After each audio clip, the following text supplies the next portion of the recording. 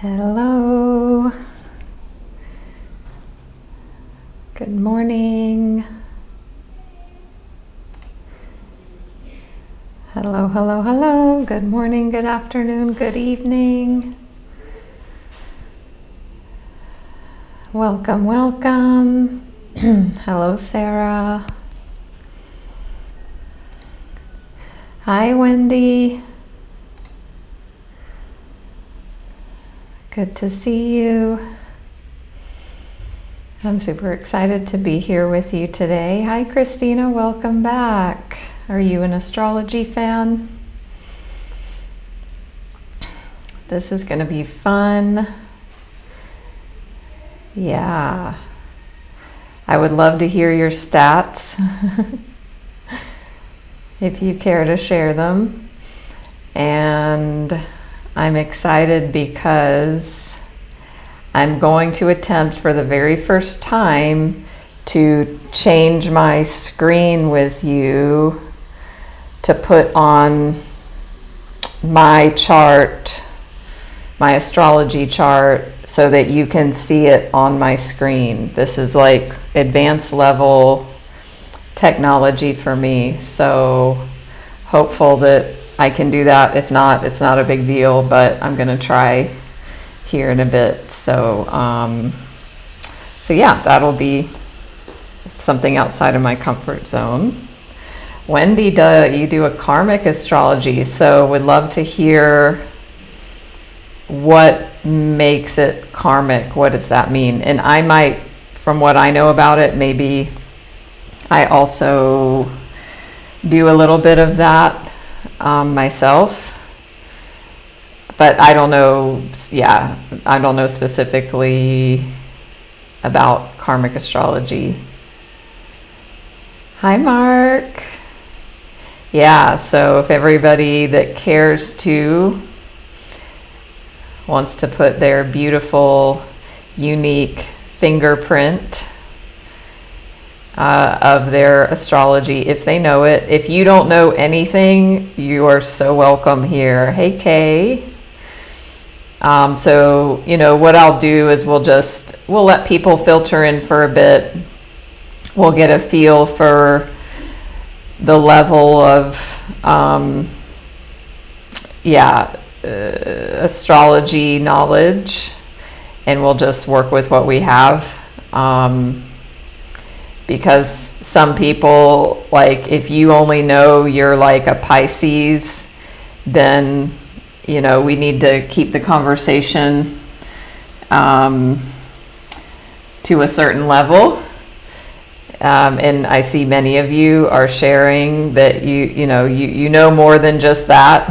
And I'm sure some of you know way more than me. So I'm not an expert in astrology. I just love it. I'm a believer. It's fun. It's interesting. It's real. So Nancy got your chart. Awesome. Hi, Nancy. Hi, Yvonne. Rochelle, welcome, welcome. So yeah, seeing some Gemini energies here. Wendy, I don't know if we went over this outside of here, but we have a lot in common in our charts, so it makes sense that we would vibe. Fellow Sag Moon in the house, Kay. Great. Yeah, so love hearing this, and we will just take a moment, chill for a minute. And actually, I want to test my screen sharing now because I'm going to be curious if this is going to work. So as people are filtering in, joining in, say hello if you'd like. My name's Natalie. If you are new to me and my channel here, whatever you want to call my insight timer. And also I am on YouTube right now as well. So please share if you are new, if you would like, or hi if you know me. I'm a spiritual life coach, Reiki master teacher, and intuitive. And an astrology fan. It's more of a hobby. The more I learn, the less I know. And I do offer astrology readings, and also what I've found is at the price point that I feel comfortable offering astrology readings, it takes so much time for me to research somebody's chart. It's really just not, I don't feel that I'm at a place to where that makes sense for me to do, although I have done it. So I prefer, I bring it in with my life coaching if it comes up. I'm always interested in people's astrology, regardless if I meet people that are interesting to me or that we might connect in some deeper level as a client or as a friend or romance. So I do bring that in. Nice, Wendy. So is karmic astrology, it's from, it's a label of a very specific method and format from one teacher? Is it like that? And I've heard people throw that term around, but it feels kind of vague in a sense. So yeah, I don't have a lot of knowledge about that, but it sounds really interesting. So I am going to see if I can switch my screen, and we will test this, and let me know. I don't think you're seeing it. No, you're not. You still see me, is that right? I had a feeling it sounded too easy to be true. Maybe I'm doing something wrong.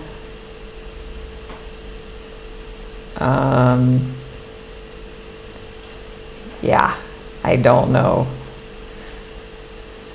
But it looks like I am choosing the other thing, but I think I might need to test this and work on this another time silently. So not silently, but alone. So yeah, thanks Wendy for the information and the difference.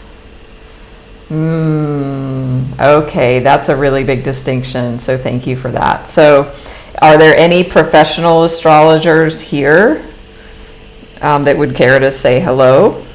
Hi Mishi, Tony, hi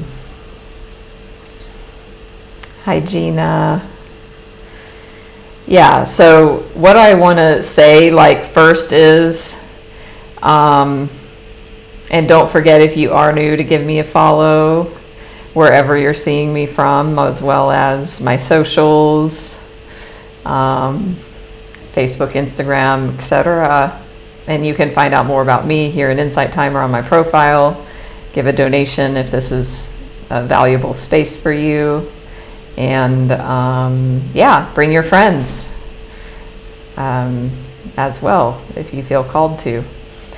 So I want to share why astrology, what's the deal with it, why it can be important, why it can be valuable, how it can be helpful. And I would love to hear any of your own personal experiences. How has astrology impacted you in your life? Has it been a help? Has it been positive? Has it been powerful?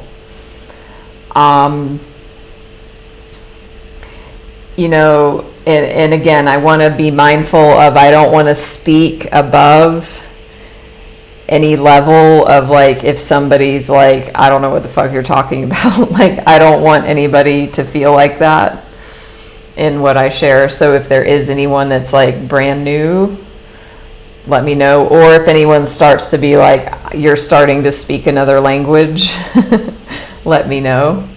But one recent thing that comes to mind of astrology being correct is I had what's called a Jupiter return, which means the planet Jupiter made its way all the way around my astrology chart and hit my my natal Jupiter, where Jupiter was when I was born.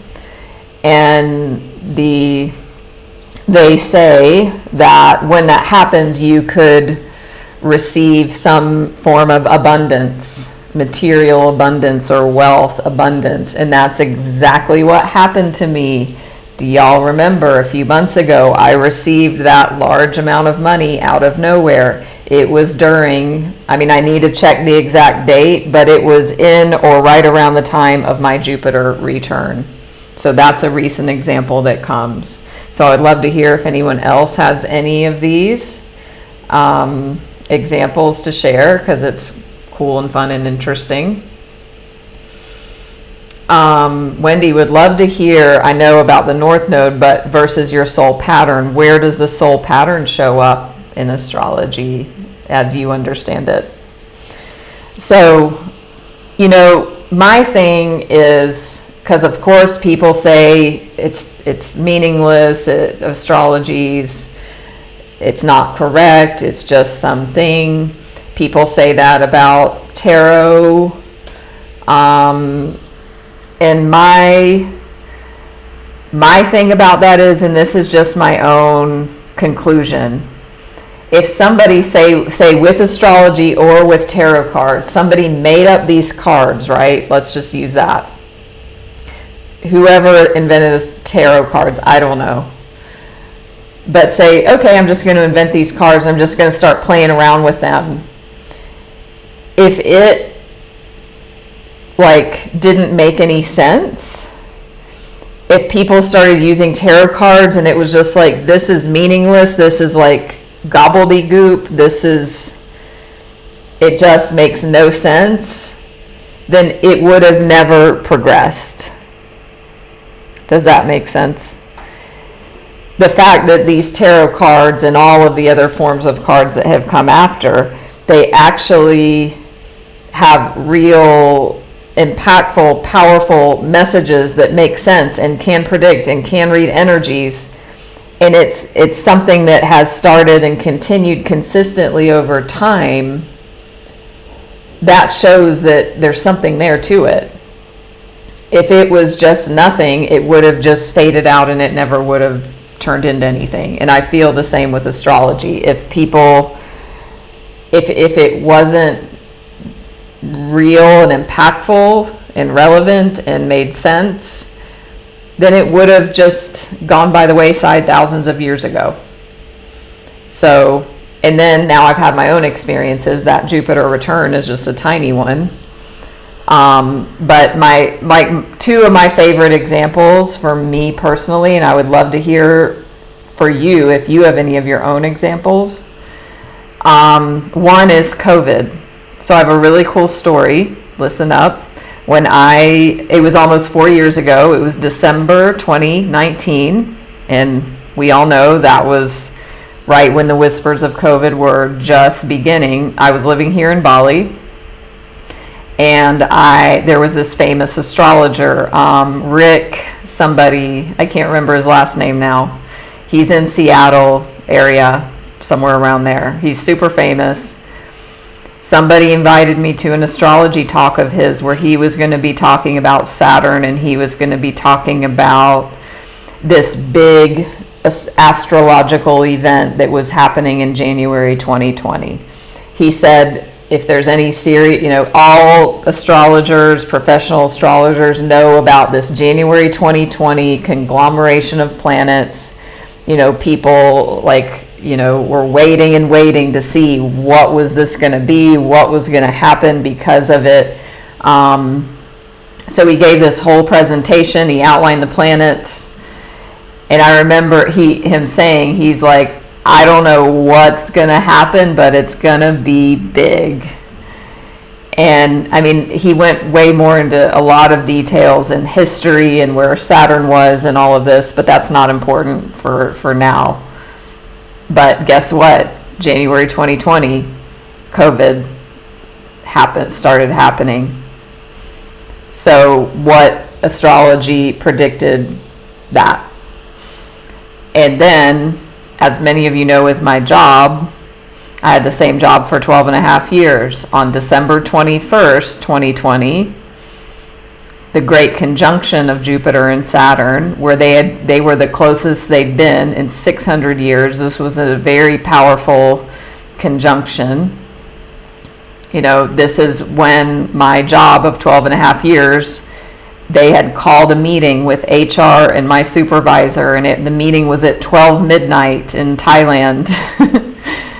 And they told me, if you don't move back to the US, you don't have a job anymore, when I'd been working remote 8 years. So basically this, you know, you can't make this shit up, that I had just witnessed this rising in the sky over the sea in Thailand. You know, we were at this gathering for the Great Conjunction.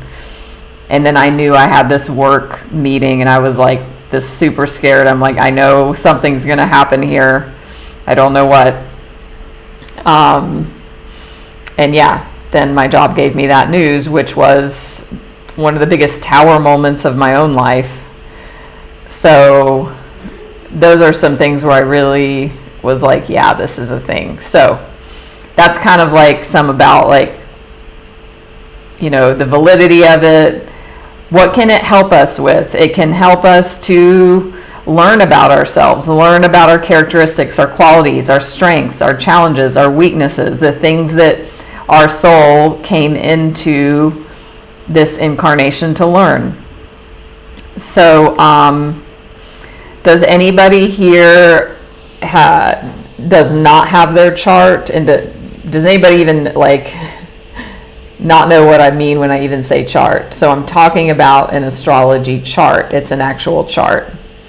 So I just want to check in and see, is there anybody that would get lost even there?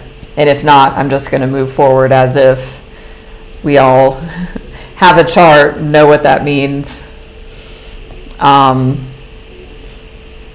EJ, hi. Nice to see you. You're clueless. Okay, so what I would advise you, if you're interested in this, which you're here, so I'll tell you, and Liz, you can do your own chart. Now, the interpretation of it, if you want the best interpretation, you need to have a person do it. But you can pull your own chart. You need to know your birth time, place, and date. My favorite website is astro.com. It has, you know, that's what most professionals use. It's got the most kind of clear looking chart, and also it's what you get used to. But since I can't pull it up and I can't share my screen, I will just show you an example on my phone. I know that's not really going to be the best, but we'll just go with the flow here. Okay, no, I don't. What just happened? Yeah. So you can read an interpretation. So if you go to astro.com, you can go in, you can put in your birth date, time, and place. It will pull your chart, and then you can get an interpretation for free. It's just going to be limited because it's not a person looking. So this is what my chart looks like. Can you see that generally? Is it good enough? So you can see the circle, and it looks like a pie, and it's got lines, and it's got little symbols and things everywhere, and then it's got these graphs and things on the side. So this is what it means about astrology chart. So you can do that yourself, astro.com. So hi Geraldine. Yeah, Astro Cafe is another one. There's many that give you a free free resources. So Nancy, you did get to read one online. So what this represents is the horizon at your time of birth. So your time of birth is this magical moment here. And this is what I love. So if you only know you're a Gemini, or if you might even know, like me, Gemini Sun, Sagittarius Moon, Libra rising, there's still a lot more going on than just those three things, but those three things are a much bigger picture than one thing. So astrology is a unique blueprint. It's a fingerprint. So at the moment of your birth, there was a fingerprint of this, all of these energies, you know, conglomerating in, and, you know, working in ways to influence you and your personality. So that's why it's not like it's not 8 billion people are categorized into 12 different things. No, this is a very unique blueprint. It's very unique, and it has so many. Is the elements of your signs. So if you are in astro.com and you don't know where this is already, you can look at this box here. This is a really easy place to start with looking at your own chart. And this is outlining the elements of your planets and not aspects, but your planets and things in your chart. So you can see the different colors. There's red, orange, green, and blue here. That's fire, air, earth, and water. And then you can see FAEW, fire, air, earth, and water. And then you can see the different symbols of the different planets and things, which if you don't know that, here in Astro, there's the symbology of what all this is here. So I know this might even be a little advanced for some of you, and probably is very, very basic for some of you as well. So please just tell me where you are. And because I don't know, you know, this is just kind of a basics beginners, and we'll go with the flow. But this can tell you a lot about where, for me, I'm pretty balanced. If you look at that, that's actually pretty damn balanced, right? Some people, if you look at many different charts, they will have all fire and one water, or there will be a lot of imbalance in these elements. So even just looking at that and knowing that, or even just knowing, you know, like me, Gemini Sun, Gemini is air, Sag Moon is fire, Libra rising is air. So I have, you know, a lot of air and fire in those three. So I'm very much airy, airhead in my mind and thinking and analysis. Not a lot of grounding there, not a lot of emotions there. But again, there's a whole chart too, but you can start even from there. Even if the only thing you know is you're a Pisces, well, you're a very deep emotional person, and Pisces has its own characteristics. So, is that helpful so far? So the sun sign in traditional astrology, as I know it, your sun is your personality. So it's like your ego, your personality, and your essence in that way. And please, experts, chime in, add to this discussion.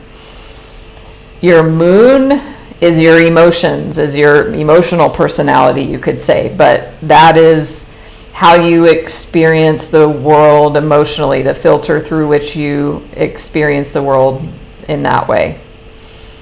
The sun, of course, is, you know, masculine, father. Moon is feminine, mother, which also you can look at your chart in that way as well.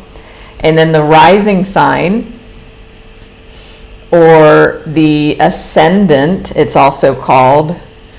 So why they call it that is these are the constellations. If you look at, this is an outline of the horizon, and like I said, the sky at the moment of your birth, and this is the horizon line. So at 2:37 p.m., Libra was rising on the edge of the horizon where I was born.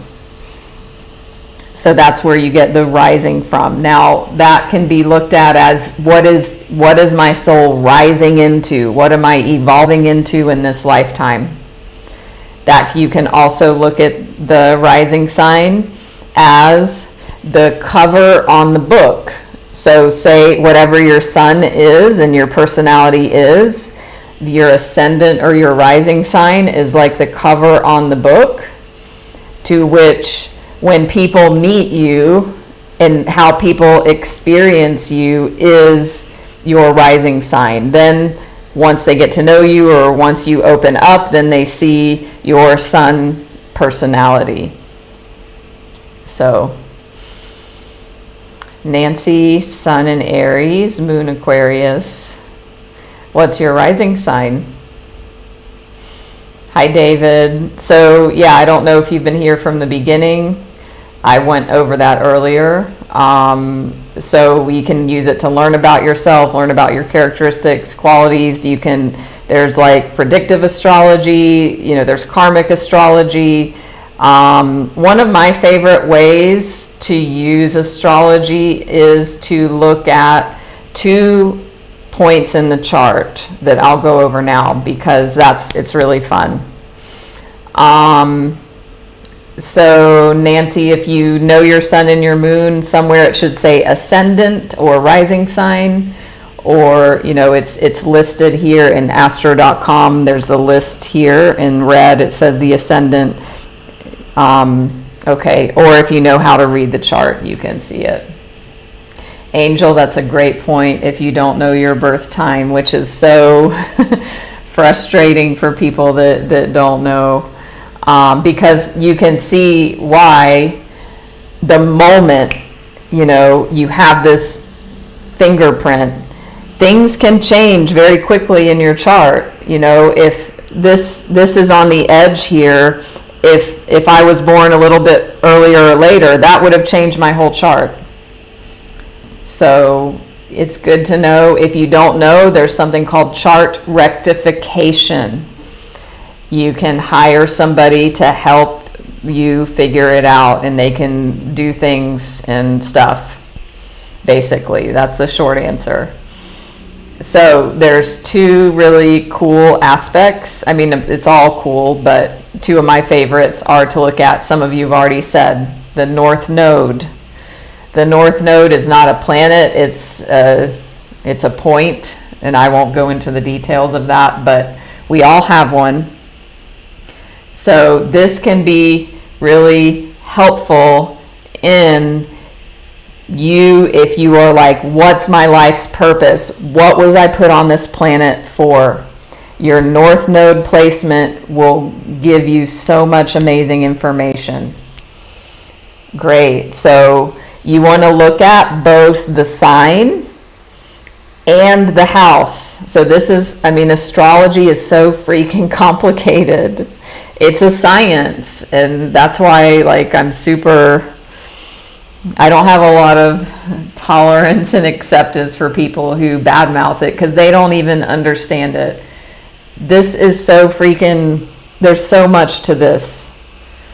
But bless them. I'm glad this is helpful, Christine. CFM.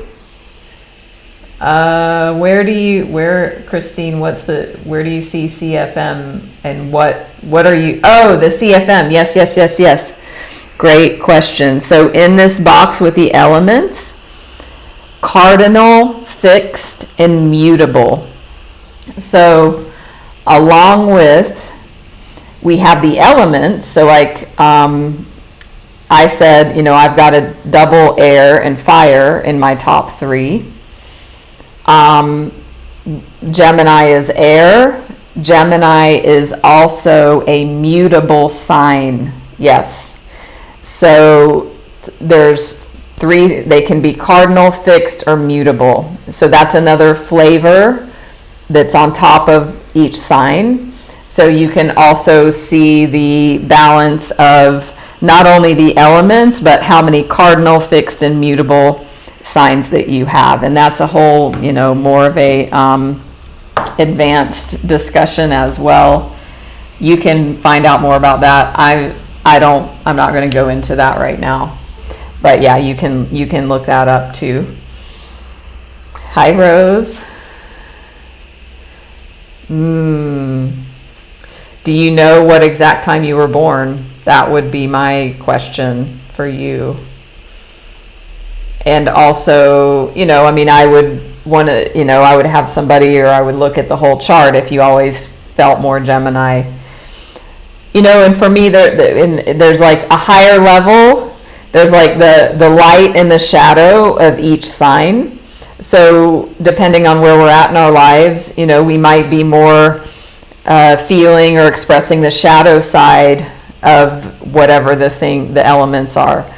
If we're in the light side, the empowered part of our signs, then that's going to look different. I know for me, I never felt like a Gemini. I mean, I did, but I didn't. But the more that I've stepped into my life's purpose, which is in my chart in the North Node, I'm like, hell yeah, I'm a freaking Gemini. Come on.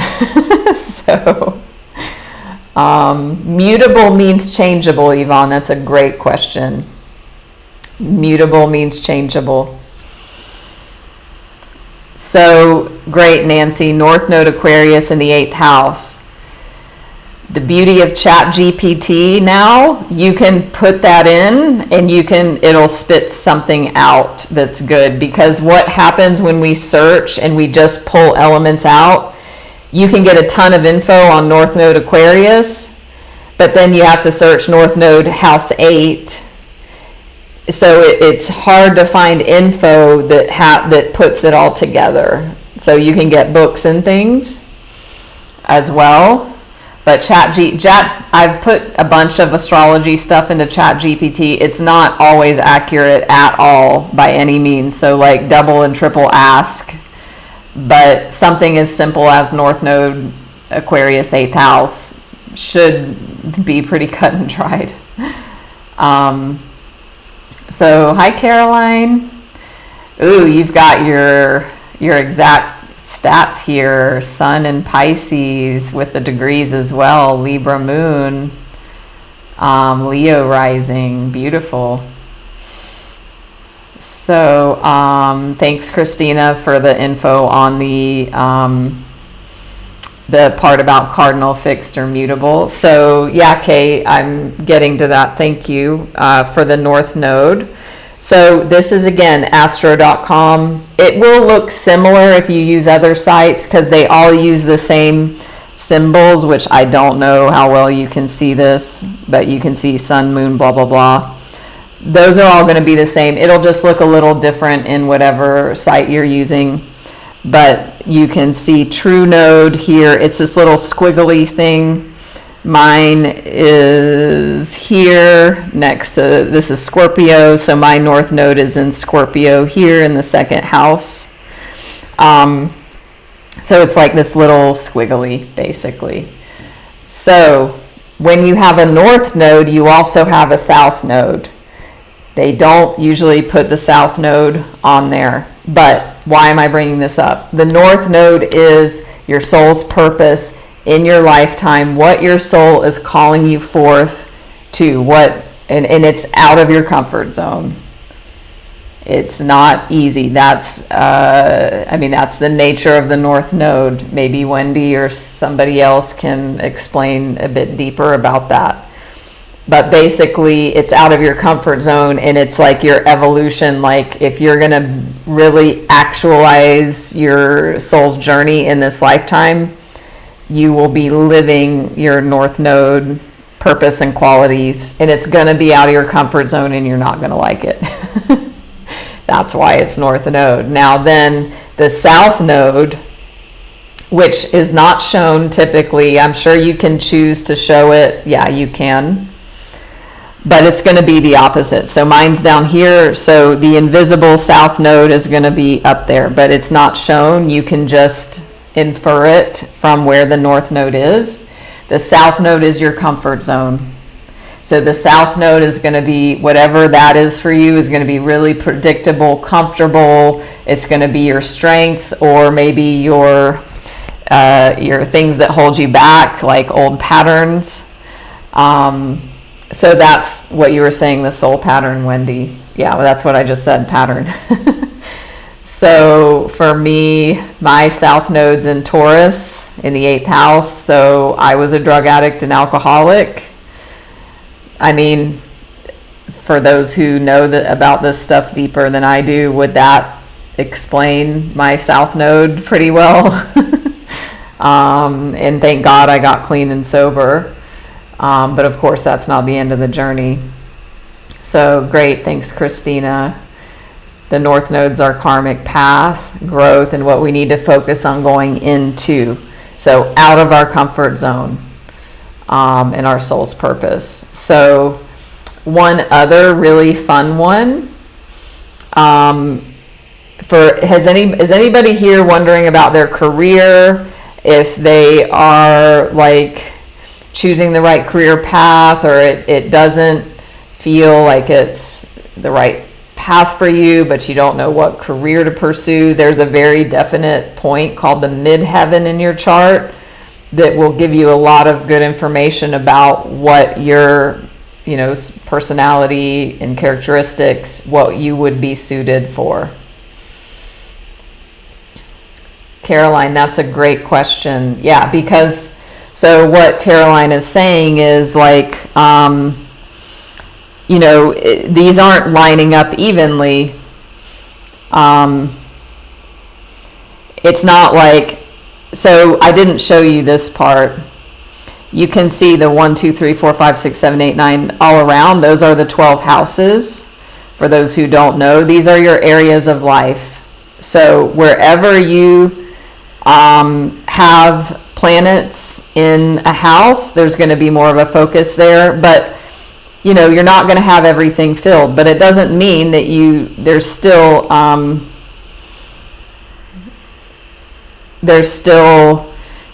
a sign there. So I have, what is it? In my 6th house, I have Pisces. Is that right? I thought, oh yeah. But it's mixed with my 5th and 6th. So that's what I believe you're speaking to, Caroline. And maybe somebody else can chime in. I don't know. I don't have enough knowledge to be able to explain that eloquently to you and now in this moment about how to work with those energies. That's a great question. I'd love to know the answer. So Nancy, midheaven in Aries. Thank you, Geraldine, for the donation. So if anyone feels this is valuable or fun and appreciates it, please give a donation. Please follow me if you are new joining in and you don't already. And yes, Yvonne, everyone has both a north and a south node, but as I said earlier, the south node is not shown because you can see the north and then just know where the south is. But you can choose it, I believe, if you want to see it. But the midheaven tells you your career. The midheaven is at the top here, and that's why it's midheaven. See, I don't know if you can see that. I know you probably can't, but there's an MC right there with this dark line. It's always going to be around, it's going to be the beginning of the 10th house, which is the house of career, which is why this is the midheaven.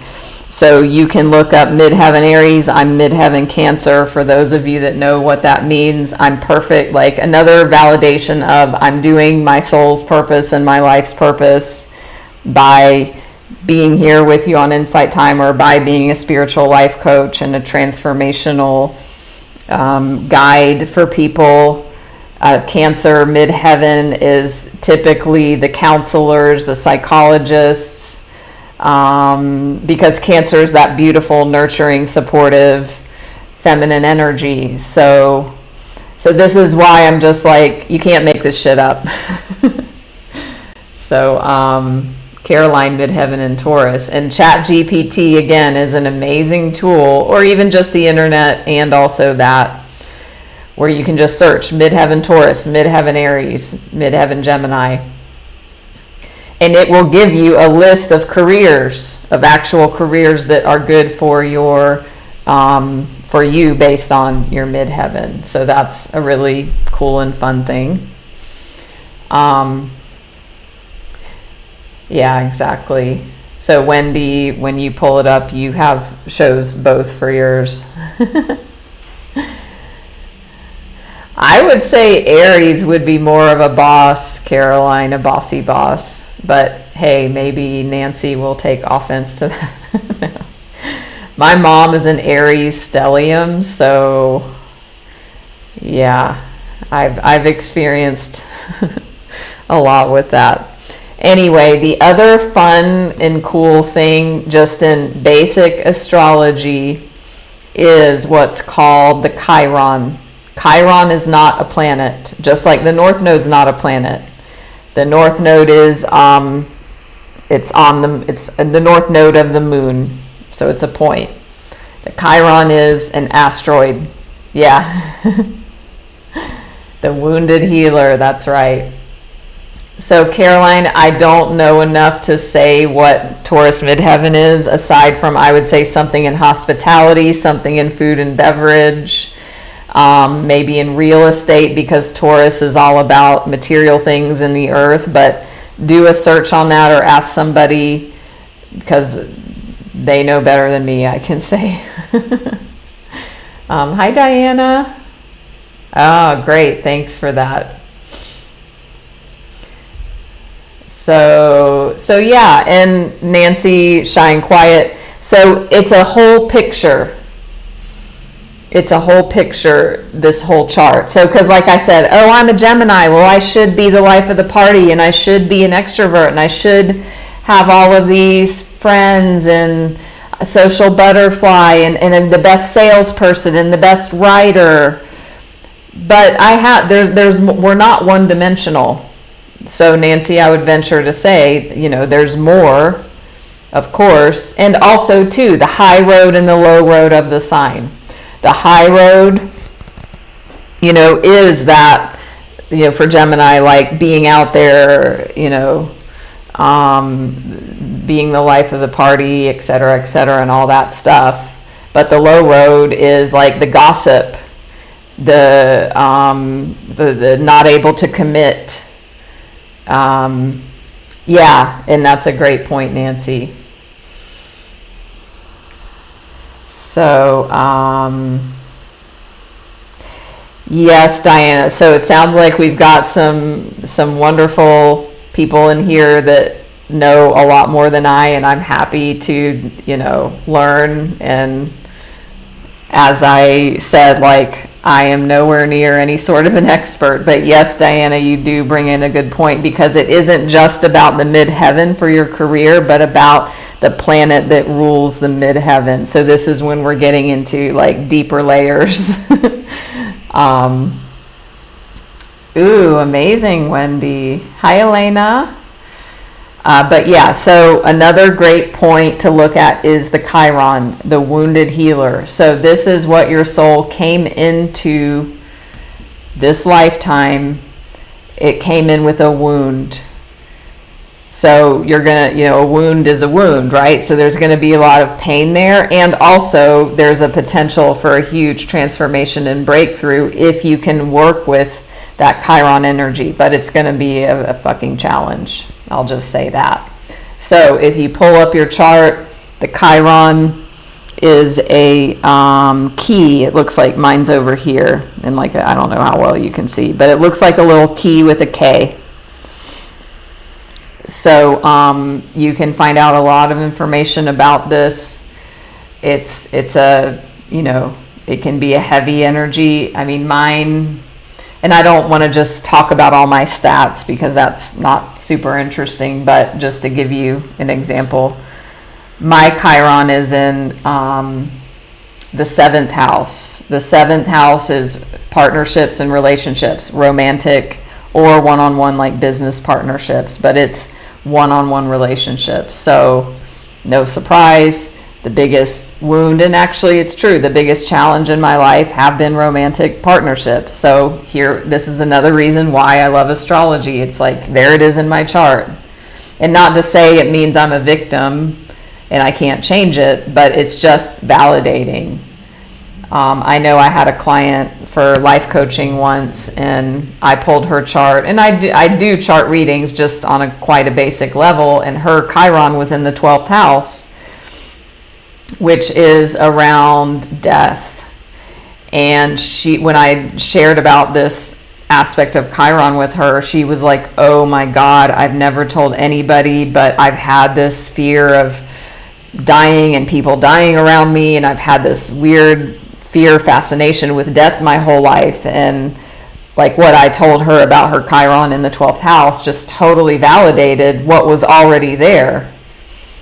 So yes, you know, all of these things hold potential. It's not just like, you know, something that you can't work with. We can work with all of this. And if you believe that you came in, that you chose to come in to this body, if you believe in that, I do. So I'm just going to go with saying that because it's my beliefs and I'm here. You know, I'm not trying to convince anybody, but this is just the way I see it and it works for me, is that, you know, I am an infinite being. I've had many incarnations, and you can see even the South Node is about past life information as well. But you know, so my soul chose to come in June 12th, 1976 at 2:37 p.m. I was actually 12 days late. Was anybody here late or early? And that's a whole interesting thing to think about too, is that, you know, our souls chose to come in because, you know, my soul wanted this fingerprint.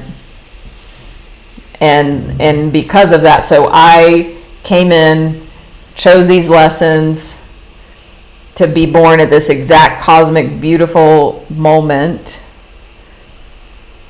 and chose the blessings, the gifts, you know. And honestly, I love my chart. I feel so lucky and grateful, and I'm not trying to be egoic, but just honest. Like, the more I learn, I'm like, I love my fucking chart. It's amazing. Even though, so another aspect that I've always been jealous of is people having stelliums in their chart. I don't know why I've had stellium jealousy. Has anyone else had that? But what a stellium is, for those who don't know, is when there's like a bunch of plant. I mean, I do have one actually, but it's not a big one. But when you have a bunch of stuff in one house or one sign together, and I'm like, my chart looks boring. There's not like this super fun, intense stellium. But whatever, like, the more I learn, I'm like, I love my chart just how it is. So we have some people that were late, that were early. Gina, your partner, and you have the same Chiron in the same house. Wow. So this brings in another whole, I mean, there's so many realms. This is just, like I said, a basic beginner talk. So where I pulled this chart, Angel, is astro.com, which is kind of the one that everyone uses, but there's others too. And you can get free reports on there.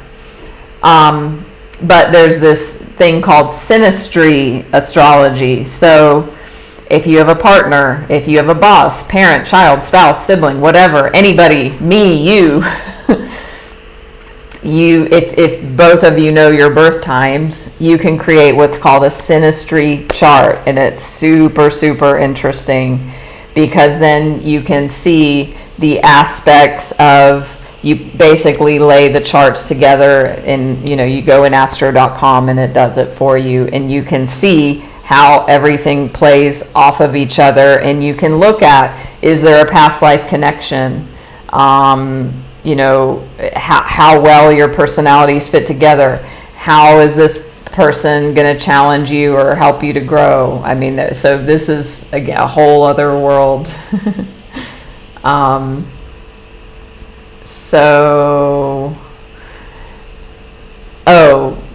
There's also a really interesting, fun thing you can do is look at asteroids. I'll write it out. So astro.com, Gina, for the charts. And you can do all these charts in Astro. You just have to know where to look. And if I was able to have my screen sharing work, I could show you. But yeah, so a stellium is if you have a bunch of planets in one small area, that will really, that will be like the main theme of your life, depending on, you know, how big the stellium is. But yeah, like one of my best friends, Christina, 4 planets in the 12th house. Woo! Big stuff. Yeah, so you have a 12th house stellium. So then what sign is that in, Christina? Yeah, there is so much to learn, Diana. And I love that you brought in astrocartography, because I was actually about to bring that in, and I'm doing my Gemini thing right now where I'm getting a bit all over the place out of excitement, and there's so many topics. But yeah, so 12th house, stellium, and Gemini. So you can search that. Just search stellium, Gemini stellium in the 12th house or whatever. You'll find out a lot just like that. Hi, Kelly. Yes, Nancy, that's a stellium. Now, some people say it's only the planets. The North Node's not a planet. Chiron's not a planet. So some say that it's got to be actual planets to make a stellium. Yeah, mine. Yeah, anyway. Whatever. But some say just even the North Node could be considered as part of a stellium or counting towards a stellium. So, astrocartography. Well, this is super cool. And I wish I could show you, but I feel like it would take too much time. But basically, it's your chart on a map of the world. So you see all of these lines, but they're transposed onto a world map. I mean, blow your mind. It'll blow your mind. So, and if you go in astro.com, again, you have to get in there and know where to look. And you want to do it on your computer or a tablet, because it doesn't work well on a cell phone. But yeah, you can look up where are good places for you to live. I've had an astrocartography reading before. And it also shows good places for a family vacation, good places for a business trip, and just so many things. When I saw my astrocartography, I was like, oh my God, no wonder I've hated living in the US. My Pluto line, so, you know, you have all these lines all over the world. My Pluto line is right through the eastern and southern US, where I was born and raised and lived, and I hated it. So, I mean, not to say there's not a bunch of other stuff at play there, but it's like, oh, it makes sense why, you know, I had a really tough teenage years being an alcoholic and drug addict and being in rehabs and, you know, just really didn't have a great time in the US. So even Bali here, I'm near my Chiron, and I've had a lot of shit that's gone down with romantic stuff in Bali. So then my Chiron's in the 7th house. So you can start just learning and layering all of this, just, you know, just for fun, just to see. Yeah, and if you've had a feeling like Caroline, not feeling like you belong in Florida, if you look at your astrocartography, it might give an indication of that. What's really cool about my astrocartography, because they have these zenith points, which are like the zenith point of the energy on the planet. So if you look at these, it shows you on the map, if you look at these zenith points, that's like the powerhouse point of energy on the planet for you with that specific line, which would be, your sun, moon, blah, blah, blah, blah, blah. But I have, because my sun and Venus are conjunct, so on my map, they are conjunct on the map as well, and the zenith points are in the middle of Mexico for me. And it's also my midheaven. So basically, the best place in the world for me to live for my career and love is in Mexico. And it's very interesting because I've lived in Mexico before near those points, and I love it there. And I know I'm going to go back. So again, just examples of how this can help you, how this can validate your feelings. Even knowing my mother, the Aries stellium, and she was always the masculine energy of the household, and she was a narcissist and all of that. So not to label any signs as anything, because anyone can be anything, but it made sense when I saw her chart. I'm like, oh yeah, this all it helps to understand. So yeah, Kelly, great question. Go to astro.com, and that's it will prompt you. You can put in your chart. You can make a chart that looks just like this. You can then choose free reading. It'll give you a brief reading there. And then you can get a description. And it will say, for me, Sun in Gemini, Ascendant in Libra, and then it'll give a paragraph of those two together. And then it gives a paragraph about other aspects, third house, moon, and Sagittarius. But a human is going to see all of it together. So there's limitations when you just plug aspects in. So the other part about the chart, just for the beginners here, you see these red and blue lines. So this is the third aspect, right? So these are the planets and the nodes and the Chiron, etc., playing off of each other. So the red lines are going to be lines of challenge, and the blue lines are going to be lines of more help and support. So you can see big one here. I have Sun opposite Moon. I was born on a full moon, which also is something else too. But Sun opposite Moon, and see the Venus here. You can see these are together. They're conjunct. So my Sun and Venus opposite the Moon. This is a really harsh aspect. It's probably maybe explains some of my mother issues as well. Then you've got a blue line here. Yeah, I don't have too many blues, but this is Mars and Leo in the 11th house. I think it's a trine. Maybe someone can correct me. With Neptune in Sagittarius in the 3rd house. So that's a helpful aspect there. And then I also have Pluto trine Mercury. So that's when you start getting into speaking other languages if you don't know what all that means.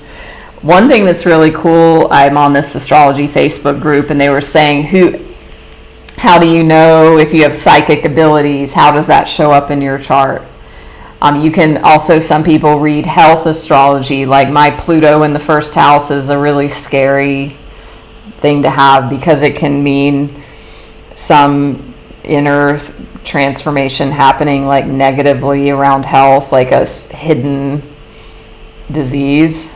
But yeah, we all have positives and challenging things.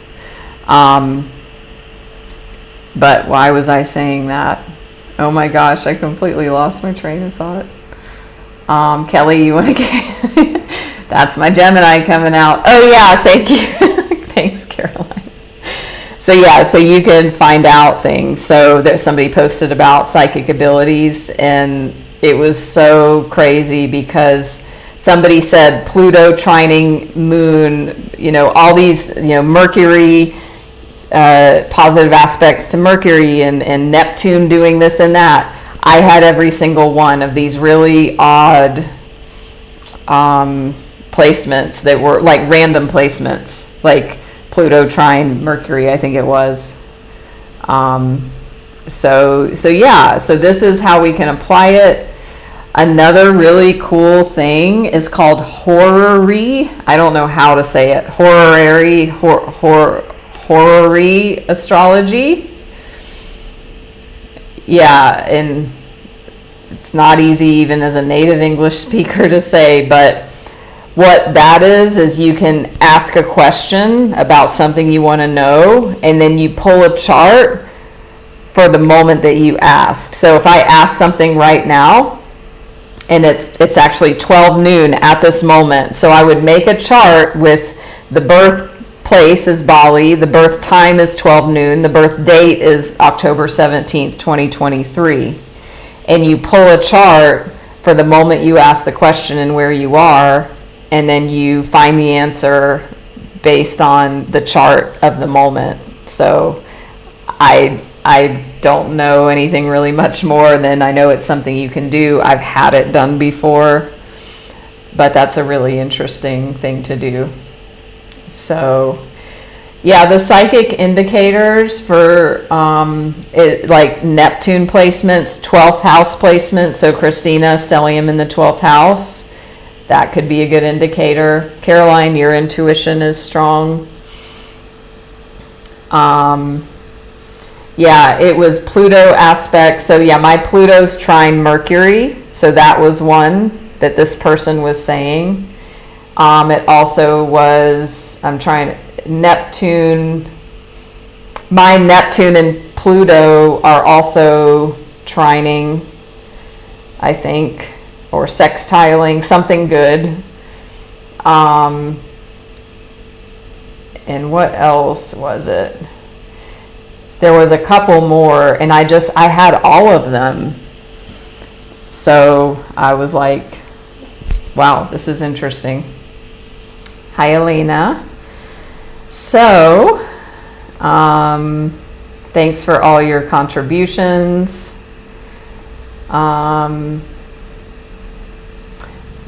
Thank you, Christina, for the resource. There's so many amazing astrologers out there. So it might, let me look actually. So I'll show you this too before we go. See this big chart thing in the bottom here. So this shows the aspects of these red and blue lines. So you can learn to read this. All charts use the same symbols. It's not too difficult. I'm going to see if I can zoom in and not mess things up on the screen. You can't see it too well, but so you can see, look, Moon, Mercury, Venus, Mars, Jupiter, blah, blah, blah. And then I'm going to try and move this. Oh, wait. No, never mind. It's not over there. So what you do is say, okay, look, there's a red square. So squares are challenging energy. It's red. The triangle is blue. It's a trine. Trines are helpful, supportive energies. So I have a Saturn. So this is Saturn is square Uranus. So you can see where these two meet. My Saturn is also square Chiron. Ugh, this is shitty. My Mars is trine my Neptune. Yeah, and then Neptune is opposite my Sun. So, yeah, you can just learn to read these. This little, where's the conjunction? I forgot. Because conjunctions are really helpful, really good. But I don't see the conjunction sign. I know I have Sun and Venus conjunct. Okay. I think it's this little blue star. Because my Sun and Venus are conjunct. So, yeah, if you see a conjunction sign, Venus conjunct. Well, that's not right. Oh, no, that's Mercury. Anyway. I don't want to get all bogged down, but do you see how you can check and see what all those aspects are? And all of this is online. Oh, okay, Diana. See, this is why I've given the disclaimer. I'm not an expert. They don't show conjunctions in there. So thank you for that, Diana, so much. So it's a sextile, because that didn't seem right. I'm like, no, wait a minute. Yeah, so the blue is a sextile. Some of these aspects are not so strong, right?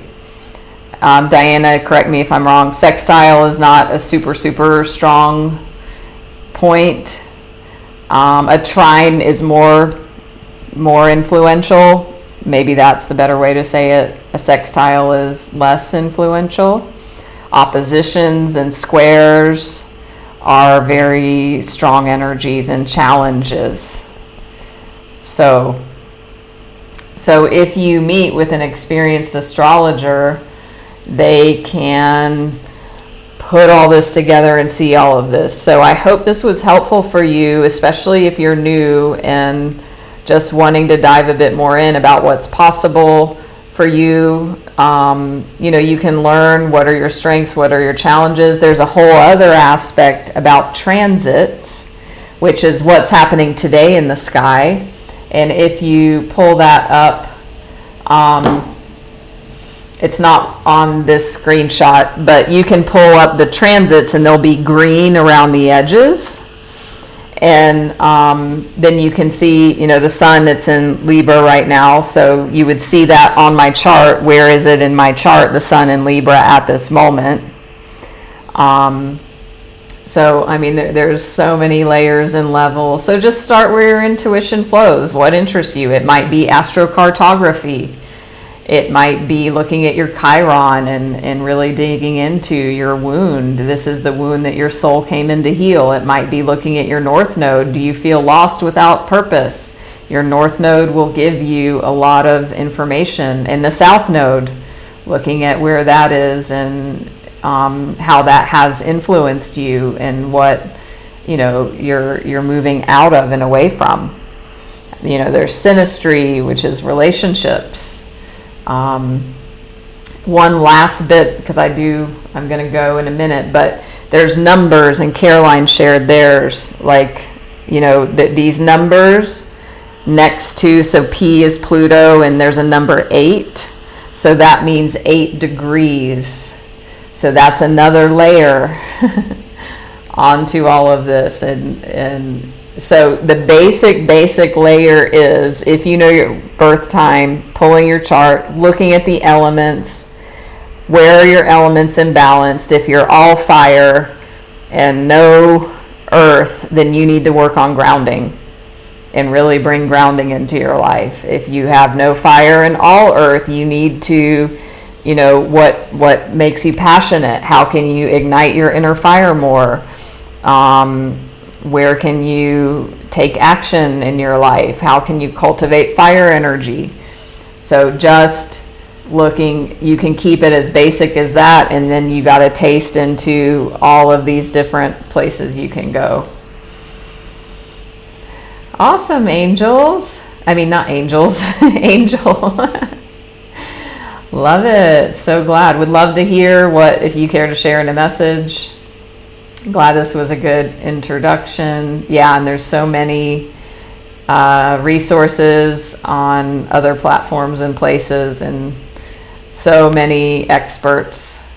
So I'm just here to have some fun.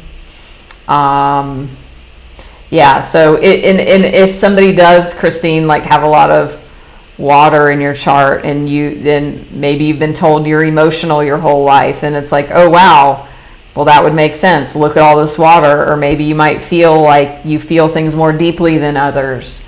Oh, wow, this makes sense. That I've always felt this way. But it doesn't mean that we're a victim to it. So I want to be clear on that.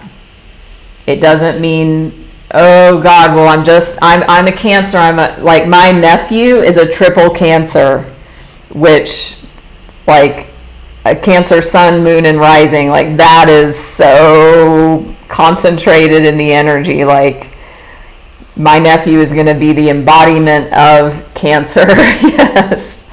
And he's like 8. And my sister just told me the other day, like, he has 2 brothers. Levi is his brother. And my sister was saying to Levi, who's the nicest one in the family? And he said, my Cancer nephew named Nolan. Nolan's the nicest. Who's the meanest? You, Mom, you're the meanest. But even when she said, like, Nolan's the nicest and he's always looking out for others, I'm thinking triple Cancer, of course. But again, we don't want to box people in, but it's just a noticing, and as you learn more about that it's a nice, fun filter to check things against and look at. Yeah, and then you have things like Saturn return, Jupiter return, solar return is your birthday. So the sun makes 365 degrees around, you have a birthday. That's your solar return. You have a return for all of them. The moon, you have a lunar return once a month. You have a Saturn return every 28 to 30 years, and that's a really big time. So around 28, 30 years old, you have your first Saturn return. The second one comes, 58 to 60. And my ex-husband is in that now. And oh my God, his life is just blown up. I won't go into the details, but it's crazy. So yeah, that's a great thing too to bring in, Diane. You don't have water in your chart, you attract water partners. So that's also another aspect. Oh, interesting, Christina.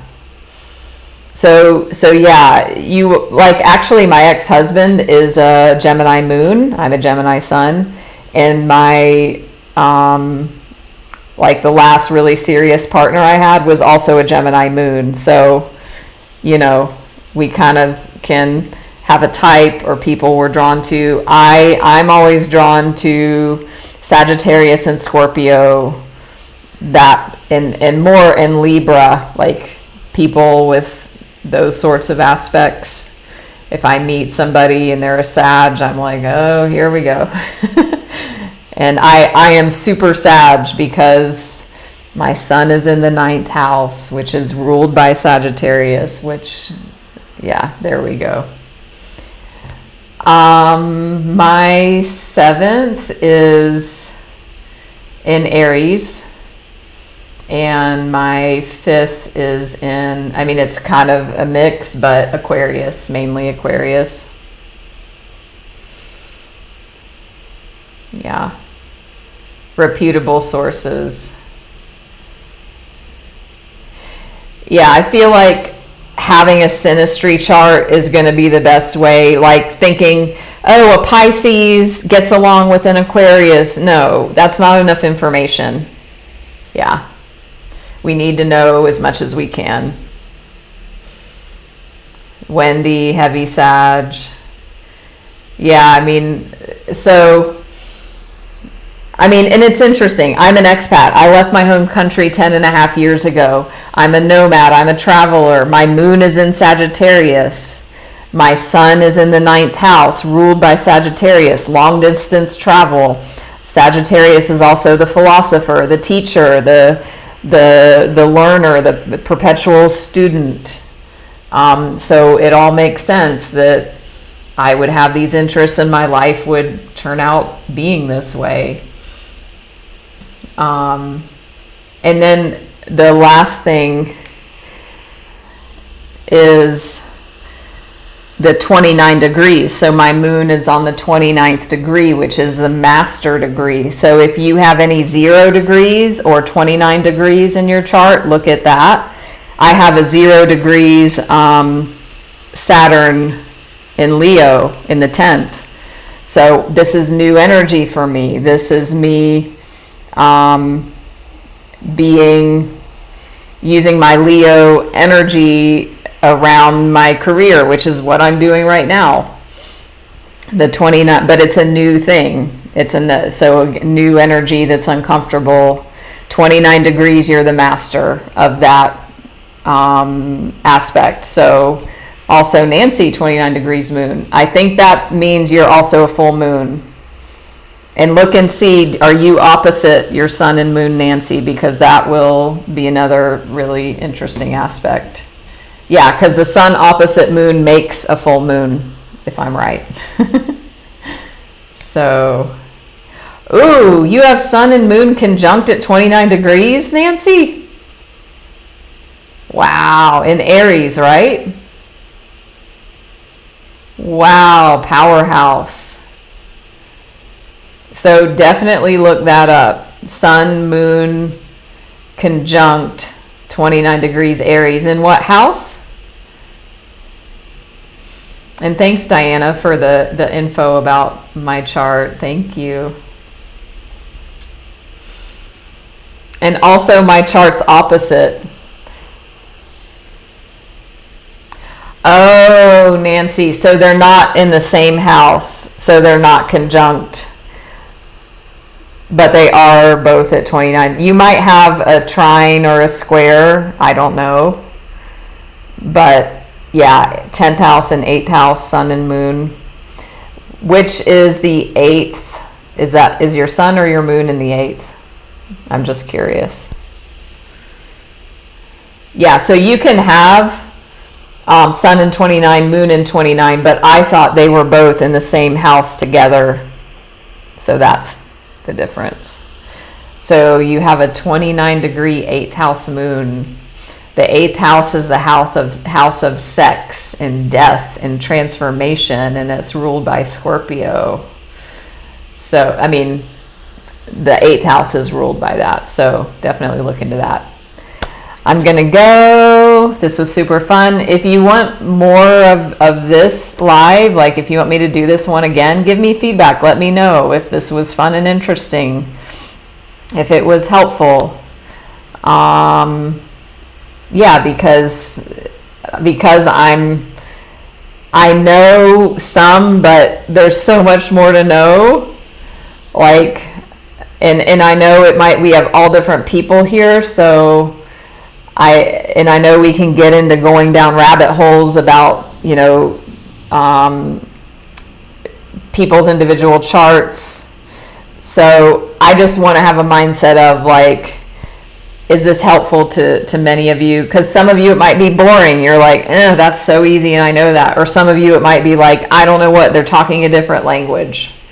So yeah, I just want to check in about that. So I will continue offering this one since we've got some great feedback that it was fun and interesting and helpful. So great, love it.